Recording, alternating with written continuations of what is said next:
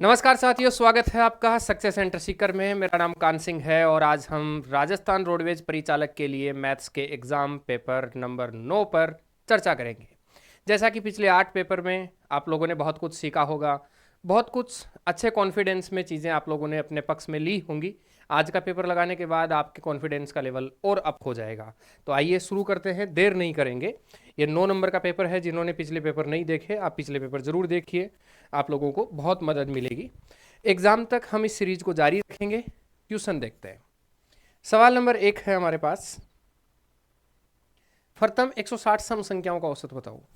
3 बातें लिखता हूं, फटाफट देखो।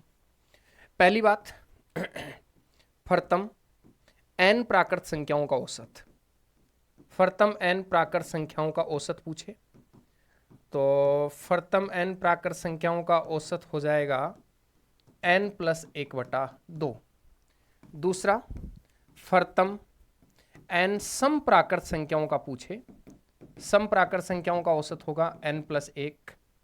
और तीसरा, फर्तम n विषम प्राकृत संख्याओं का औसत पूछे तो आप लोग कहेंगे औसत होगा n। कुल मिलाकर अगर प्राकृत लिखी होती यहाँ केवल, तो आप लोग कहते पहली 1 प्लस जो संख्या दी है बटा 2 कर देते। लेकिन अगर यहाँ सम संख्याओं का जिक्र है तो जितनी संख्याओं की बात हो रही है उसे एक ज्यादा औसत कर दो। जितनी संख्याओं की बात हो रही है सम संख्याओं में सिर्फ एक ज्यादा कर दो। लेकिन अगर विषम होता तो जितनी संख्या है उतना ही औसत हो जाता। जैसे यहाँ कहता प्रथम 160 विषम संख्याओं का औसत बताओ, तो 160 विषम का 160 ही रहता। लेकिन अगर सम संख्या है तो एक ज्यादा होगा। और अगर इस क्रम में बोले तो 160 प्लस 1 उत्तर कितना आ जाएगा मेरे दोस्त? 161। क्लियर है सभी का? कोई डाउट है तो बताइए। आगे क्वेश्चन नंबर 2 देखते हैं। कहता है कि 65 का 65% निकालो और 45 के 1/5 से बताओ कितना ज्यादा है। 65 का 65 है कि 75 का 65 है? मेरे हिसाब से 75 का 65 होना चाहिए था। यहाँ 75 होना चाहिए था। ये थोड़ा सा गलत कर दिया ऑपरेटर ने। 75 का 65%, यहाँ 75 कर लो आप लोग। और वैसे तो 65 पूछे तो क्या दिक्कत है, देख लेते हैं। ये कहता है 75 का 65% 45 के 1/5 से कितना ज़्यादा है। या फिर एक बार जो दिया है हम उसी पर चर्चा कर ले, तो हो सकता है मेरे माइंड में अलग कुछ चीज़ पक रही हो। इसका मतलब है कि आपको 65 का 65% अलग निकालना है पहले। तो अगर मैं 65 का 65% निकालूं तो आप जानते हैं 65 का 65%, 65 का स्क्वायर कितना होगा? कई दफा मैंने आपको पढ़ा रखा है। 65 का स्क्वायर होता है 5 की जगह 25 लिख दो। इस 6 को 7 से गुणा कर दो, 6 7 42 होगा। 2 जीरो के बदले 2 पॉइंट हो जाएंगे, तो बताओ 42.25 आया। तो 65 का 65% तो हुआ 42.25। अब ये कहता है 45 के 1/5 को और निकालो। 45 का 1/5 निकालूंगा तो आप ये जानते हो दोस्त कि 45 का 1/5 तो 9 होता है। मतलब आपको दो अलग अलग नंबर निकालने थे।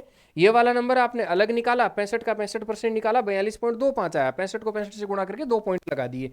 तुम एक और गलती करते हो, ऐसे सुधर जाओ रहे।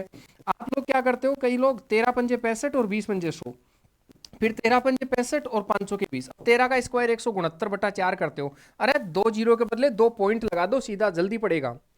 अगला कहता है इससे ये कितना ज्यादा है, ये पूछ रहा है। मतलब इसमें से 9 घटा दो। 9 घटाऊंगा तो आ जाएगा 33.25। कितना आएगा जी? 33.25। मतलब वहां 65 का 65 ही है, उत्तर आ जाएगा 33.25। क्लियर है? किसी को कोई डाउट है तो मुझे बताइए। आगे बढ़ते हैं। प्रश्न संख्या 3, 9 और 60 का तृतीय अनुपाती बताओ। इसमें भी 3 चीजें होती हैं। फर्स्ट शब्द होता है चतुर्थानुपाती। फर्स्ट शब्द होता है चतुर्थानुपाती। देखो, चतुर्थ अनुपाती का मतलब होता है आपको 3 पद देगा। चतुर्थ अनुपाती पूछेगा तो आपको हमेशा 3 पद देगा, ए बी और सी। ऐसे ही एक होता है तृतीय अनुपाती। अगर प्रश्न में आपको कभी भी तृतीय अनुपाती पूछेगा तो सिर्फ 2 ही पद देगा। प्रश्न में 2 ही डेटा देंगे आपको। और एक तीसरा आपको देगा मध्यानुपाती। अगर प्रश्न में आपको मध्यानुपाती पूछेगा अगला, तो याद रखना सिर्फ 2 ही डेटा देगा, ए और बी। मतलब 3 तरह के सवाल आपको पूछ सकता है। 3 डेटा देकर बोलेगा चतुर्थ अनुपाती बताओ। अब चतुर्थ अनुपाती का मतलब होता है लास्ट वाला पद। तो आपको कुछ नहीं करना है, ए बी फिर समानुपात सी और अनुपात क्वेश्चन मार्क लगा देना। मतलब लास्ट का पद खाली छोड़ दो, शुरू में 3 पद भर दो। अब अंत पदों का गुणनफल बाह्य पदों के गुणनफल से कर दो। अगर तृतीय अनुपाती पूछे तो भी लास्ट का पद ही होता है। याद रखना, चतुर्थ अनुपाती और तृतीय अनुपाती दोनों में लास्ट का पद ही निकालना होता है। इन दोनों में ही लास्ट का पद ज्ञात करना है। ठीक है, अगर दोनों में ही लास्ट का पद ज्ञात करना है तो इसको कैसे एडजस्ट करोगे? इसमें देखो a लिख दो समानुपात b। अब इस b को एक बार दोबारा और लिख दो, क्योंकि पद तो दो ही है ना हमारे पास, तो इसी b को एक बार और लिख दो और लास्ट वाला पद खाली छोड़ दो। ये हो गया तृतीय अनुपाती। अगर मध्यानुपाती पूछे तो मध्यानुपाती में तो शब्द से ही पता चलता है सिर्फ मध्य वाले पद। तो आपको क्या करना है? a लिखना है, मध्य वाले दोनों पद खाली छोड़ देने हैं और मध्य वाले दोनों पद खाली छोड़ के लास्ट में लिख देना है। अगर मध्यानुपाती पूछे ए और बी को लास्ट में लिखो, मध्य के दोनों खाली छोड़ दो। तृतीय और चतुर्थ दोनों का ही मतलब होता है लास्ट का पद ज्ञात करना है। बस फर्क इतना होगा, चतुर्थ अनुपाती में 3 पद देगा और मध्यानुपाती में सिर्फ 2 ही देगा। अगर 3 देगा तो 3 भर दो, लास्ट का खाली छोड़ दो। तृतीय में भी लास्ट का ही खाली छोड़ो, फिर 2 से 3 कैसे भरूं? तो पहला तो पहली जगह रख दो, इस बी को 2 बार लिख दो। यहां देखो हमें कहता है कि 9 और 60 का तृतीय अनुपाती अक्स है, तो अक्स का मान बताओ। मतलब आप लोगों को इस प्रश्न में ये कहा गया है, मैं प्रश्न का सॉल्यूशन कर रहा हूं यहां, समझना मेरी बात को। 9 और 60 का तृतीय अनुपाती बताना है, तो तृतीय अनुपाती का मतलब भी लास्ट का पद ही होता है। तो 9 अनुपात 60, एक बार 60 लिख दो और लास्ट का पद ज्ञात करना है, मतलब तृतीय अनुपाती यहां अक्स लिखना है। अब आप ये जानते होंगे सब लोग कि अंतः पदों का गुणनफल बाह्य पदों के गुणनफल के बराबर होता है। 9 गुणा अक्स बराबर होगा 60 गुणा 60 के। आप इसका उठा के भाग लगा दो, अक्स बराबर क्या होगा? 60 गुणा 60 बट्टा कितना हो जाएगा जी? 9। जितना कट सकता है उतना काटो। देखो 3 तिया 9 और 20 तिया 60, फिर 20 तिया 60, 20 20 कितना आ गया जी? 400। अगर 400 आ गया तो ऑप्शन नंबर कितना बन गया? 2। क्लियर है? अब इसका एक ट्रिक भी होता है, चलो मैं ट्रिक और देता हूं आपको। इसका एक ट्रिक भी होता है, और ट्रिक क्या होता है? तृतीय अनुपाती निकालने का ट्रिक क्या होता है? बी स्क्वायर अपॉन ए तृतीय अनुपाती होता है।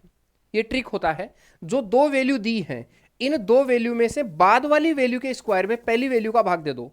6 का स्क्वायर 3600, 3600 में 9 का भाग देंगे तो 400। ये ट्रिक भी होती है, तुम्हारी जो मर्जी बनाओ। मैंने एक ही पर्सन में कई सारे डेटा दे दिए आपको। एक विक्रेता ने 1 रुपए में लो,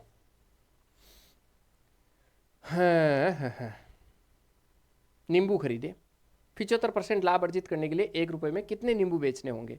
अब यहाँ ये तो लिखा ही नहीं कितने नींबू खरीदे, तो कितने नींबू माने पता ही नहीं है। मतलब यहाँ डेटा खाली छोड़ दिया ना, मिस प्रिंट हो गया। 1 बटा, और एक बार मैं चेक तो करके देखता हूँ, देखे 25 चौका 100, 25 अंत 175, ठीक है। और अगर यहाँ 14 कर दूँ मैं तो 7 2। एक काम करो, ऐसे अपनी मर्जी से मैं बढ़ा देता हूँ इस सवाल को। एक विक्रेता ने 1 रुपए में, यहाँ गलती से डेटा खाली छोड़ दिया, 14 नींबू खरीदे, ऐसे बढ़ा लेते हैं, ठीक है। आओ सवाल देखते हैं। एक विक्रेता ने 1 रुपए में 14 नींबू खरीदे, 75% का लाभ अर्जित करने के लिए 1 रुपए में कितने नींबू बेचने होंगे, ये पूछ लिया। देखो दोस्त, एक चीज ध्यान रखना, खरीदा मतलब क्रय मूल्य। आज के बाद इस तरह के सवाल आए, मैं पीछा छुड़ा देता हूं आपका। इस तरह के सवालों में जब भी कोई बात आए तो सबसे पहले देखो, मैं अगर ऐसे बोल दूं, एक अलग से थोड़ा सा समझना, अगर मैं ऐसे बोल दूं कोई अलग सवाल आपको, मैं ऐसे कह दूं क्रय मूल्य 500 रुपए है और लाभ जो है वो 20% है, मैं ऐसे बोल दूं, बताओ विक्रय मूल्य क्या होगा? अगर मैं ऐसे बोल दूं तो विक्रय मूल्य का फॉर्मूला जानते हो क्या होता है? क्रय मूल्य गुणा 100 प्लस माइनस लाभ हानि और बट्टा 100, यही होता है कि नहीं होता? पढ़ा रखा है। तो विक्रय मूल्य बराबर क्रय मूल्य गुणा 100 प्लस माइनस लाभ हानि बटा 100 होता है। लेकिन इसके लिए आपके पास क्रय मूल्य भी होना चाहिए, लाभ भी होना चाहिए। अब देखो, लाभ तो है तुम्हारे पास 75%, लेकिन क्रय मूल्य कहाँ है? क्रय मूल्य तो है ही नहीं। क्रय मूल्य में तो 1 रुपए में 14 नींबू खरीदे। तो आपको क्या करना है, इस तरह के सब भी सवाल आए तो आपको सॉल्यूशन के तौर पर कुछ नहीं करना है, खरीदे मतलब क्रय मूल्य है। अब सवाल है क्रय मूल्य कितना, तो बस एक ही चीज ध्यान रखना, रुपए ऊपर और संख्या नीचे रख देना, वही मूल्य आ जाएगा। रुपए ऊपर संख्या नीचे रख देना, वही मूल्य आ जाएगा। रुपए कितने हैं? 1, और मूल्य कितना है? 14। तो बताओ 1/14 रुपए क्रय मूल्य आया कि नहीं आया? ये तो हो गया क्रय मूल्य। लाभ कितना है अगर मैं ये बोलूं तो लाभ आप कहेंगे सर 75% है। इस तरह के सवालों में रुपए ऊपर संख्या नीचे रख देना, वही क्रय मूल्य हो गया। विक्रय मूल्य होता तो ये विक्रय मूल्य कहलाता। अब हमें कहता है बेचें कितने में, तो विक्रय मूल्य बराबर क्या होता है बताओ? तो विक्रय मूल्य का मैंने फॉर्मूला लिखा, विक्रय मूल्य पूछा है, विक्रय मूल्य बराबर होगा क्रय मूल्य गुणा 100 प्लस माइनस लाभ हानि बटा 100, जितना कट सके उतना काट दो। 25 अंत 175 और 25 चौका 100, 7 दूनी 14 आया 1/8। 1/8 का क्या मतलब है? 1/8 का मतलब है 1 रुपए में 8, और 1 रुपए में 8 का मतलब हो गया उत्तर नंबर 2। समझ गए मेरी बात? आगे बढ़िए। प्रश्न संख्या 5 कहता है इसको सरल करो जोड़ बाकी गुणा भाग से। तो आप ये जानते हैं पहले कोष्टक हल होता है। अगर कोई ज्यादा कमजोर है तो मेरे साथ साथ सोचना, पहले कोष्टक हल होता है 7 गुणा 17 में 6 जोड़ेंगे तो आ जाएगा 23, और प्लस कितना हो गया 93। अब क्या हल होता है? अब गुणा हल होता है। गुणा हल होता है तो 127 माइनस 23 अंत 161 और प्लस कितना हो गया 93। अब क्या करना है? प्लस प्लस वाली संख्याओं को एक साथ करना है और फिर उसमें से माइनस वाली संख्या घटाना है। मतलब इन दोनों को एक साथ जोड़ लो तो 7 और 3 हो जाएगा 10, 9 और 1 10 और 2 12 और 220। 220 में से 161 माइनस कर दो। 161 माइनस करोगे तो 20 तो ऊपर वाला हो गया और 39 ये हो गया, 59 आ जाएगा। और 59 बोले तो आंसर नंबर कितना आ गया? 1।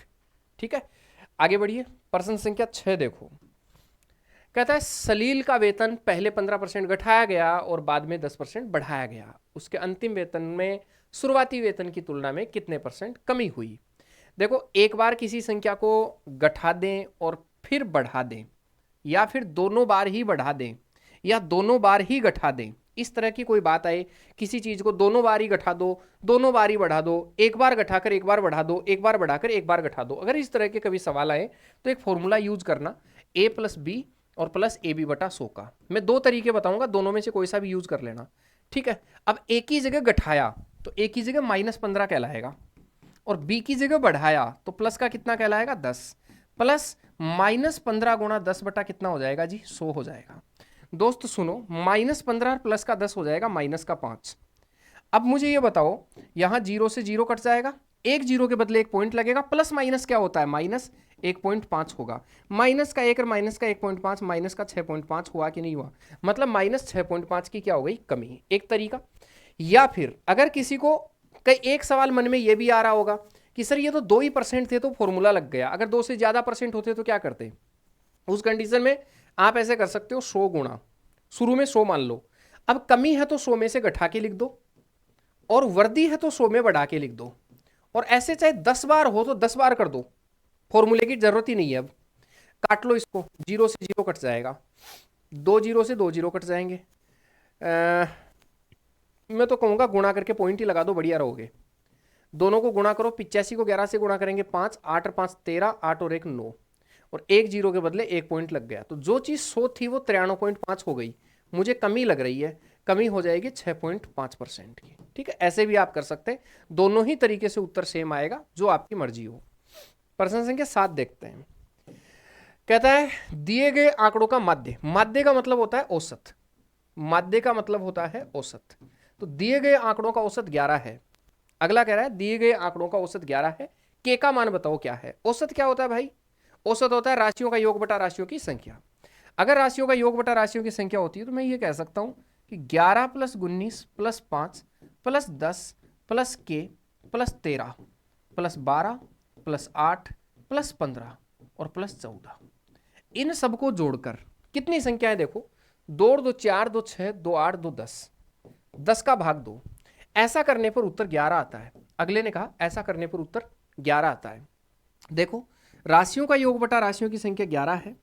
आप ये जानते हैं 10 भाग में है, अगर मैं इस चीज को उठा के उधर ले जाऊं तो गुणा हो जाएगा, क्योंकि मेरी गणित कहती है कोई संख्या बट्टा में है तो दूसरी तरफ जाती है तो गुणा हो जाती है, और गुणा होती है वो बट्टा में हो जाती है, प्लस माइनस हो जाता है और माइनस प्लस हो जाता है। 10 को उठा के उधर गुणा कर दीजिए। अगर गुणा करूंगा तो पहले तो ऊपर वालों को जोड़ लो ना आप। जोड़ेंगे 19 और 11 30, 30 5 35, 45, 45 में 13 जोड़ूंगा 58, 58 में 12 जोड़ूंगा 70, 70 में 8 जोड़ूंगा 78, 78 में 15 जोड़ दूंगा तो हो जाएगा 93, 93 में 14 जोड़ दूंगा तो आ जाएगा 107। कितना आ जाएगा जी? 107। और ठीक है, 107 प्लस के हो गया, इन ऊपर वालों को जोड़ूंगा 107 प्लस के हो गया, बराबर ये 10 भाग में है, या तो ऐसे कह दो कोई अगर ज्यादा कमजोर है बटा 10 बराबर 11 है। अब कोई कमजोर है तो बताओ इस 10 को उठा के उधर ले जाऊं? आप कहेंगे हाँ सर, प्लस के बराबर कितना हो जाएगा 110। अब मुझे ये बता दो फटाफट कि 107 में कितना जोड़ूं कि 110 आ जाए, 107 में कितना जोड़ूं कि 110 आ जाए। आप कहेंगे 3 जोड़ दो। क्या कर पाओगे ऐसे? आगे देखो प्रश्न संख्या 8। कल भी मैंने इस तरह का सवाल दिया था, आज भी दे रहा हूं, इंपॉर्टेंट सवाल है। देखो 9 पारियों के बाद रमन का एक निश्चित औसत है, मतलब 9 पारी खेली तब तक एक निश्चित औसत है 1 2 3 4 5 6 7 8 9 पारियों तक निश्चित औसत है। 10वीं पारी में वो 100 रन बनाता है, मतलब एक पारी और खेल ली उसने, और इस 10वीं पारी में 100 रन बनाए, 10वीं पारी में 100 रन बनाए,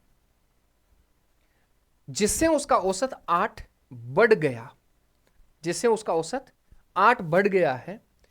दोस्त एक चीज समझो और दिमाग में डाल लो इस बात को, अगर इस क्रिकेट वाले प्रश्नों में आपको औसत रन सिर्फ एक ही पारी के दे रखे हो, रन सिर्फ एक ही पारी के दे रखे हो और वो भी लास्ट पारी के दे रखे हो, तो मुझे बताओ यहां आप देखोगे कि लास्ट की पारी के ही तो रन दे रखे ओनली। अगर केवल एक ही पारी के रन दे रखे हों और फिर कह दे कि बताओ इसके बाद औसत क्या होगा, तो इसमें से माइनस कर देना इन बची हुई पारियों का एवरेज का मान। बताओ इन सब का औसत 8 रन बढ़ा कि नहीं बढ़ा, और ये पारी कितनी है 9 है सारी, तो इन 9 पारियों का 8 के भाव से घटा, जो औसत बढ़ रहा है ना वो औसत घटा दो बची हुई पारियों के लिए। तो आप कहेंगे 100 में से 9 8 72 घटा दो, बताओ कितना हो जाएगा 28। Option number 2। आगे बढ़िए प्रश्न संख्या 9। एक छात्र ने गलती से एक संख्या को 5/2 से गुणा करने के बजाय 2/5 से गुणा कर दिया, गणना में प्रतिशत त्रुटि क्या है? यह प्रश्न भी इंपॉर्टेंट है। इस तरह का सवाल पशु परिचर में आया था अब की बार, अगर आप देखोगे इस तरह का सवाल पशु परिचर में आया था, पशु परिचर 2024 में आया था, और आपकी नौकरी उससे बढ़िया है, पशु परिचर से बढ़िया है नौकरी ये, इसलिए अगर पशु परिचर में आ गया तो फिर तो आप सोचो कि इसमें तो क्यों नहीं पढ़ना चाहिए, हमें जरूर पढ़ना चाहिए। क्या करोगे, इलाज है कोई इसका? मेरे पास इलाज है, बहुत शानदार इलाज है। एक छात्र ने गलती से एक संख्या को 5/2 के बजाय 2/5 से गुणा कर दिया। मतलब पता उस छात्र को करना क्या था, उस छात्र को गुणा तो करना था 5/2 से, उस छात्र को गुणा करना था 5/2 से, और उसने कर क्या दिया, उसने गलत कर दिया और गुणा कर दिया 2/5 से। 5/2 के बजाय 2/5 से गुणा कर दिया, उसको गुणा करना था 5/2 से और कर दिया 2/5 से। तो तुम क्या करोगे, इस त्रुटि वाले प्रश्नों का इलाज परमानेंट बता रहा हूं, सही की जगह सही डेटा लिख दो और गलत की जगह गलत डेटा लिख दो और इसका सरल अनुपात बना लो। सरल अनुपात कल भी बनाना सिखाया था, अब भी सिखा रहा हूं। आज के बाद कोई भी 2 बट्टा में अनुपात हो उनका सरल अनुपात बनाने का तरीका तिरछा गुणा कर दो, 5 5 25, तो 5 5 25, इसको इससे गुणा कर दो, 2 दूनी 4, तो 2 दूनी 4। इसका मतलब ये हो गया कि उत्तर निकालना था 25 और निकाल दिया 4। बताओ गलती कितनी हुई, तो आप कहेंगे गुरुजी गलती हो गई 21 की। अच्छा ये गलती हुई किस पर है, याद रखना परसेंट में चेंज करना है, गलती हमेशा सही पर होती है। तो जितनी गलती हुई, त्रुटि मुझे 21 की दिख रही है, तो 21 बटा सही, और सही डेटा 25 और प्रतिशत के लिए गुणा 100, 25 चौका 100, 21 चौका 84, मतलब 84% की गलती हो गई। उत्तर कितना आ गया जी, डी। त्रुटि परसेंट कैसे निकालते हैं, त्रुटि परसेंट को निकालने के लिए होता है जो गलती हुई उसको तो लिखो ऊपर, हमेशा सही मान को लिखो नीचे और प्रतिशत को लिखो गुणा 100। तो यहां गलती 21 की हो रही है, बटा सही वैल्यू गुणा 100 कर दो। यहां कुछ नहीं करना है, सही के नीचे सही लिख दो, गलती के नीचे गलती लिख दो और इसका सरल अनुपात बना दो, 5 5 25, 2 दूनी 4, तो 25 की जगह 4 कर दिया, आसान कर दिया। आगे देखो हो गया 9 नंबर। प्रश्न संख्या 10 देखेंगे, हमारे पास 43 हो गई मेरे, मैं जब इस वीडियो को रिकॉर्ड कर रहा हूँ और थोड़ा सा स्पीड में लेना चाहिए। चलो देखो, एक चुनाव में उम्मीदवार अक्स को कुल वैध मतों का 70% मिला। उम्मीदवार अक्स है, ऐसे समझो ये चुनाव था और ये सारे वैध मत थे, सारे के सारे वैध मत थे। इन वैध मतों में से उम्मीदवार अक्स को 70% मिला। उम्मीदवार अक्स को कितना परसेंट मिला, 70%। मतलब तुम ये चाहो कि अक्स को कितने वोट मिले, इसके लिए तुम्हारे पास वैध मत होने जरूरी है। वैध मत अगर तुम्हारे पास आ जाए तो अक्स उसका 70% निकाल देना, वही अक्स को मिला। ये कहता है कुल मतों में से 20% फर्जी थे। इसका मतलब जितने मत पूरे डाले, देखो पहले बात हुई कुल मतों की, जितने मत डाले उन मतों में से 20% कम करने पर तो वैध मत आए थे। अगर तुम्हारे पास कुल मत हो तो उसका 20% अलग निकाल दो, जो पीछे बचेगा वो वैध मत कहलाएगा, और जो वैध मत आया उसका 70% एक जने को दे दो। आगे कहता है कुल मतों की संख्या 64,000 है, तो उम्मीदवार के पक्ष में मतदान के वैध मतों की संख्या कितनी है? तो पता है, मैं सॉल्यूशन यहां लिख रहा हूं, आराम से देखना सभी। आप ऐसे करो, कुल मत कितने हैं भाई? मैं लिख देता हूं आराम से, कुल मत है 64,000। अगर कुल मत 64,000 है तो वैध मत कितने हैं ये बताओ। तो आप बोलेंगे गुरुजी जो 64,000 मत थे, इस 64,000 का 20% तो फर्जी निकल गया। अगर 64,000 का 20% फर्जी है तो सही सही मत कितने? 80% है कि नहीं है? तो 64,000 का 80% सही सही मत है। 2 जीरो से 2 जीरो कट गए। अगर गुणा करेंगे तो 512 और डबल जीरो, 51,200 सही मत हैं। अब यहां पूरे मत थे 64,000, इस 64,000 का 20% कम कर दिया, 80,000 आया, 80% आया 51,200। इस 51,200 का 70% निकाल दो, तो अक्स को मिले कितने? यही तो पूछा है, मैं इससे आसान नहीं बता सकता भाई। अक्स को कितने मिले? तो आप कहेंगे 51,200 का 70% निकाल दो। 51,200 का 70% निकालोगे तो 2 जीरो से 2 जीरो कट गए, जीरो का जीरो, 7 दूनी 14, लास्ट में 40 आना चाहिए, एक ही ऑप्शन में है। तो इसका मतलब मैं यही कहूंगा 35,840 आ गया। मैंने जानबूझ के इस सवाल को बेसिक बताया, जानबूझ के, किसी का गलत नहीं हो, नहीं तो इस सवाल का सॉल्यूशन सिर्फ एक लाइन का है, वन लाइनर अप्रोच है। कैसे एक लाइन में कर सकते हैं मैं बता भी सकता हूं। टोटल वोट है 64,000, इस 64,000 का 20% फर्जी निकल गए तो सही बचे 80%, और इस 80 का 70% निकाल दो, बस इसको हल कर दो, ये आपका उत्तर आ गया। यहां 2 जीरो से 2 जीरो और 2 जीरो से 2 जीरो, लास्ट में एक जीरो तो आएगा ही आएगा। इस जीरो के बाद 8 चौका 32 और 7 दूनी 14, इकाई 40 लास्ट में आना चाहिए, वही ऑप्शन है। तो ऐसे एक लाइन में भी निकाल सकते थे, मैंने थोड़ा डिटेल बता दी है, गलती नहीं करोगे, क्योंकि मेरे इस बात की बड़ी चिंता है कि यार 6 तारीख को परीक्षा होगी, टाबर कहीं मात ना खा जाए इस गणित में, बड़ी मतलब दिक्कत है मेरे इस बात की। तो मैं कोशिश कर रहा हूं कि आपके दिमाग में चीज़ों को ऐसे बिठा दूं कि वहां जोड़ तोड़ परेशान हो आके उत्तर निकाल के आ जाओ, बस इज्जत रह जाए। किसी वस्तु का विक्रय मूल्य उसके क्रय मूल्य का 5/4 है। देखो साफ साफ कहा कि विक्रय मूल्य बराबर क्रय मूल्य का 5/4 है।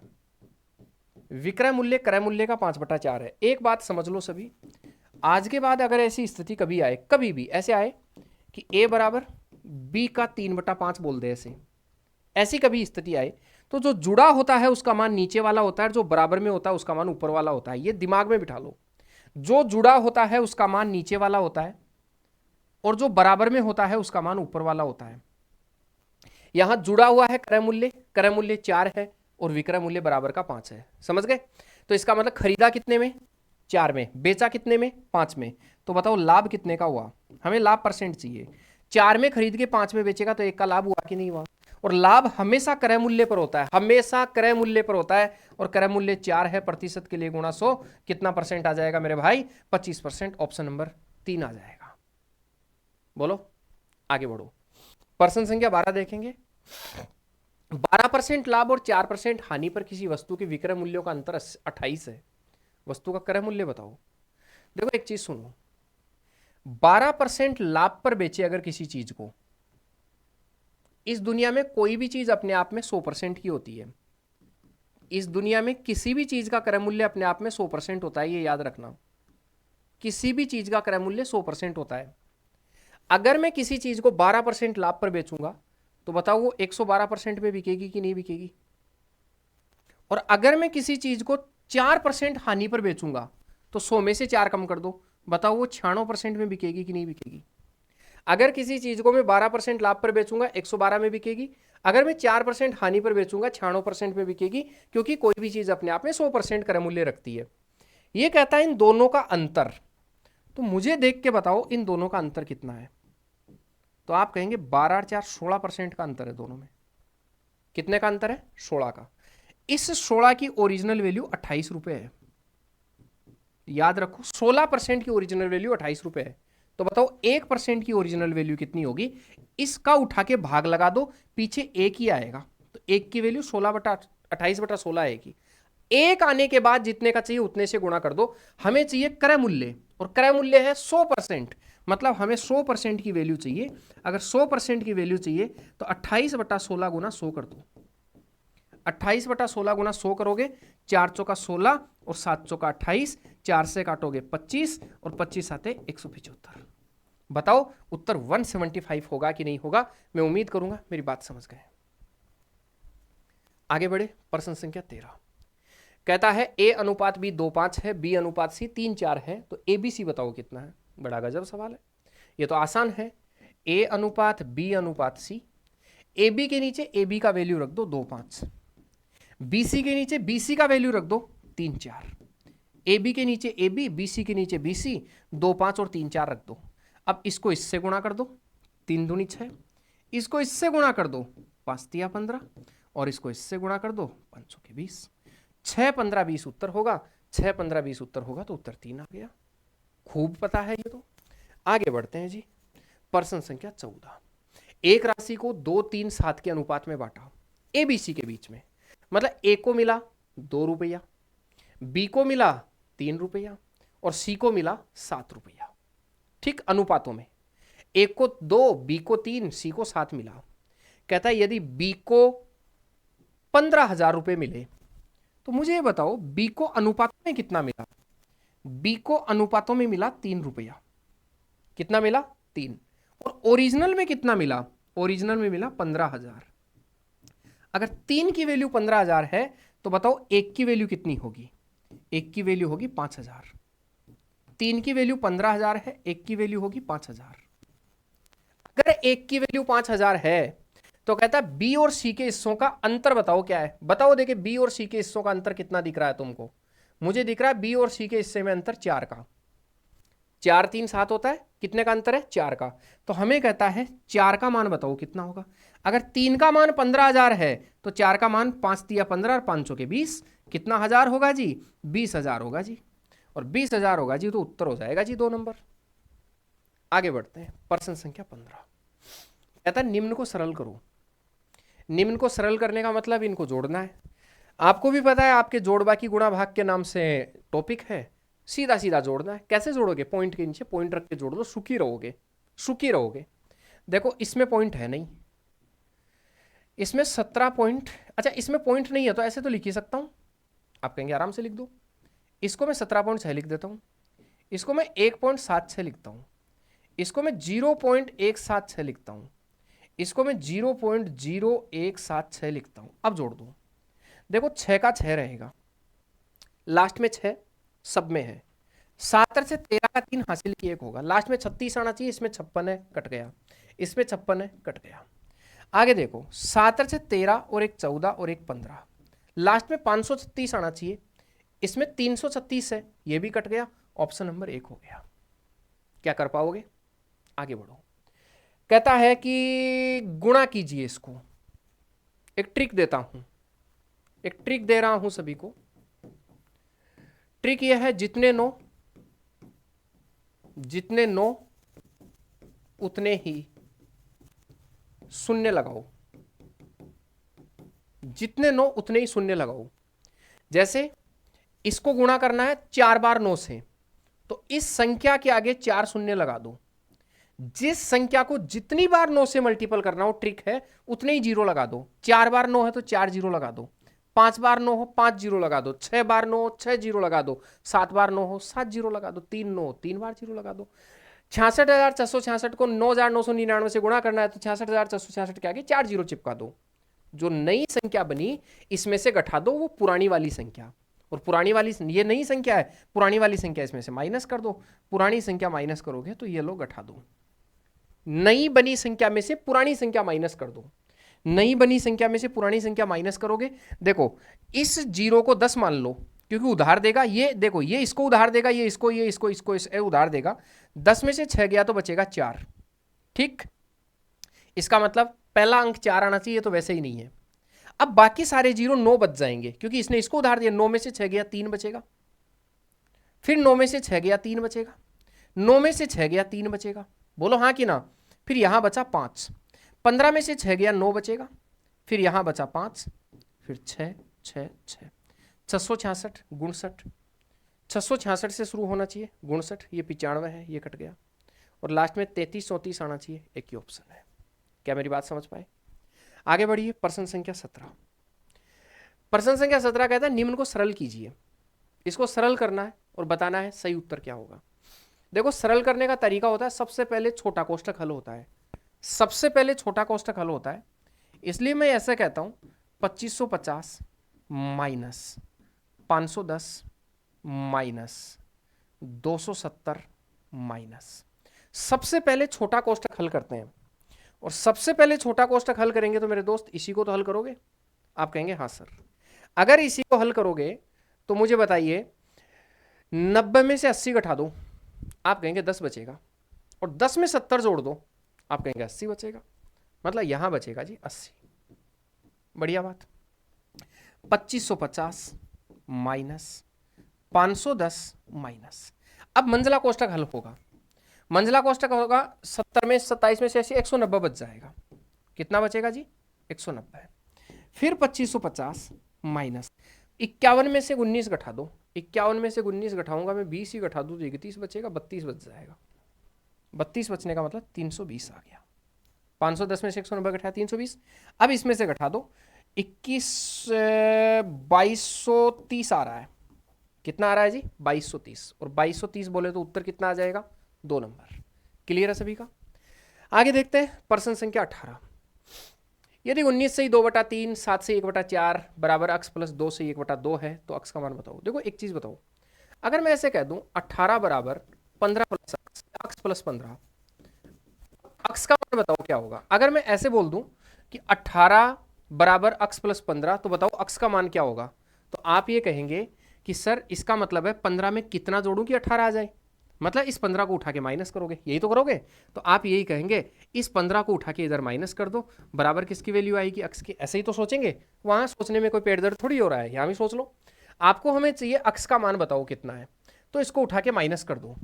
इसको उठा के माइनस करोगे तो ये बन जाएगा 19 से 2/3 माइनस 7 से 1/4, और ये भी माइनस हो जाएगा तो -2 से 1/2। ये लो, ठीक है, ये पहले से था, इसको माइनस कर दीजिए, बराबर किसके आ जाएगा जी? अक्स के आ जाएगा। हमारे पास दो तरीके हैं।